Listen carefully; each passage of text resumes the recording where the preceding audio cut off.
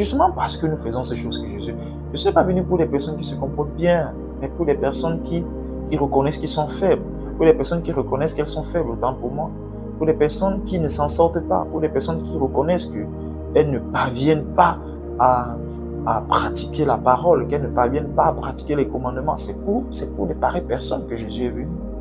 C'est justement parce que tu n'arrives pas à observer les commandements que Jésus est venu. Tu penses que si l'homme réussissait à pratiquer les commandements, peut-être Jésus ne serait pas venu. Mais c'est justement parce que l'homme n'arrivait pas à pratiquer les commandements que Jésus est venu. C'est parce que tu n'arrives pas à te tenir chaste que Jésus est venu. C'est parce que tu n'arrives pas à abandonner complètement le mensonge, le vol, la malhonnêteté, la fornication que Jésus est venu. C'est pour ça que Jésus est venu en fait. La première des choses que tu dois comprendre, c'est que Jésus t'aime. Que tu fasses ces choses, que tu ne les fasses pas, Jésus-Christ t'aime. Donc, c'est la première des choses que tu dois comprendre. L'amour de Dieu pour nous n'est pas fonction de ce que nous faisons. C'est vrai, ça semble surprenant et peut-être choquant ce que je suis en train de dire, mais je t'avais prévu. Je t'avais dit que j'allais dire des choses qui sont vraiment un peu choquantes. Écoute, l'amour de Dieu est fonction du caractère, de la nature de Dieu. C'est Dieu et amour. Donc, son amour pour l'homme n'est pas fonction de ce que l'homme fait. Non. Son amour ne tient compte que de son caractère. Dieu a l'habitude d'être amour, alors il est amour.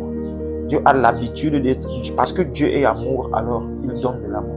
Donc, l'amour de Dieu n'est pas fonction du bien que tu fais et du mal que tu évites. Non.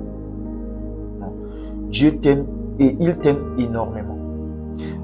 Par exemple, si tu lis Jean chapitre 3, le verset 16, eh bien là-bas, il est dit ceci que Dieu a tant aimé le monde. Dieu a tant aimé le monde. Tu vois, on ne dit pas que Dieu a aimé le monde seulement, mais que Dieu a tant aimé le monde. Ça veut dire l'amour que Dieu a accordé aux hommes, l'amour que Dieu porte pour l'homme. Parce que avant de parler de l'amour accordé, si on parle d'abord de l'amour que l'on porte, l'amour que Dieu porte pour l'homme, a toujours porté pour l'homme, porte pour l'homme aujourd'hui et continuera à porter pour l'homme, est un amour immense.